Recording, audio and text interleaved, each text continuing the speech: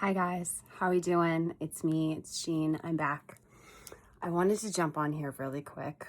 From a visual standpoint, as you can see, I'm coming at you all natural. There's no makeup on my face, there's no nothing. My hair is crazy, and that's kind of a reason and a point why I'm doing this video the way that I'm doing it. Because I wanted to finally enter a conversation that I've been staying out of since 2016. I'm a person who is neither left and I'm not right. I'm not even an independent either, and I have reasons for that maybe someday I'll get into, but not today. The reason I'm bringing up politics is because it's a hot topic right now in 2025. Today is October 27th, 2025. And if you don't currently know what's going on, then you truly are living under a rock. Even if you're misinformed, you still have an idea of what's going on in the world right now.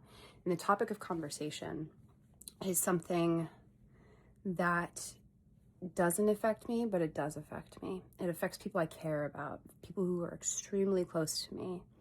And also, I have been one of those people as well. I haven't completely opened up about my story on here for good reasons. I'm trying to balance between talking about myself or, because a lot of these videos that I do, especially this podcast that I'm starting, I'm using my own personal experiences and I'm using my own personal knowledge, stuff that has always interested me and I just like to share. And what I'm having a hard time balancing is kind of a way to express it, that I'm not trying to make this about me.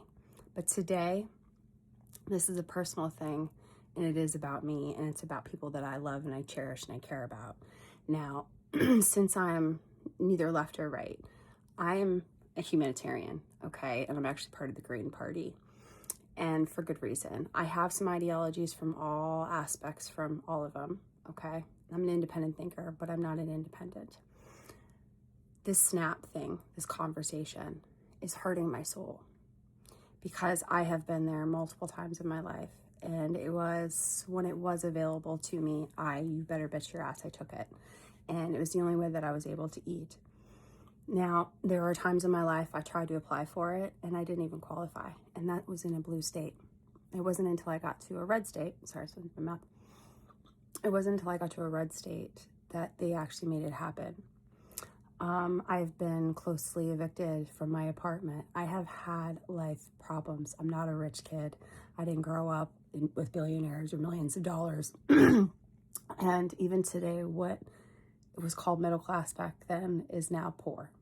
And even then we were borderline poor. I lived off the church. If it wasn't for the Catholic Church that my dad was affiliated with, there are times my family would not have eaten. My mom is a stay-at-home mom. Now here's something that a lot of people don't think about. They think, they have their whole life ahead of them. My mom felt the same way. In my brother's 20s, he left. So it was just me in the house. I was 14 when when my dad was diagnosed with Hodgkin's lymphoma. And he was the only person who worked. And we were a Christian family who had Christian values. And guess what? God called him home and he went home, which left my mom, who did not work most of the time. She was actually in college at that time and graduated right as my dad died. So stricken by grief, she couldn't work. So guess what? That's what his benefits were there to help. They helped me those 2 years until I was 19. That's just a fraction of my story, okay? I have multiple people that I dearly love that have been on them when they needed them and then got off of them when they didn't need them. I needed it in 2012. Guess what? For my diagnosis of my AVM. But back then, I was considered a pre-existing condition. So my surgery wasn't even available. It wasn't until the Affordable Care Act actually came out that it was many years later, but I qualified. I took a serious pay cut, yes. And if it wasn't for my brother, yes, things could have been completely different for me. Okay, completely different. I would have been homeless again, because I have been twice in my life. So all of you people out there that have this strong opinion about all of these people starving, okay, I need you to do something for me. If you know me personally, I need you to walk away out of my life. Seriously, because it's not necessary. This whole thing is not necessary. It's cruel. Using food as a weapon to, for a consequence for people that take things for granted and, use it, and they use the system to punish them. You're punishing millions of other people who are actually on disability that can't get off of disability because they're disabled and they have no other way of living. I've been on disability. That's how I was able to get that thing out of my neck. So, y'all, you don't know what life can expect. My mom didn't know that her husband was going to die. And, she couldn't make it. She didn't have family to fall on. So, just do better, please. And certain things, yes, I will be voicing my opinion. It comes from a place of love, and it also comes from a humanitarian aspect and point of view. But it just makes me really sad because I'm all about hope, and I'm all about, like, don't give up, fight, which I still believe this. I believe that we still need to fight for these things. I'm a person who loves history, and it's not because I'm a history nerd, blah, blah, blah. It's because I love music. Y'all need to listen to, some classic rock from like 1962 to 1975.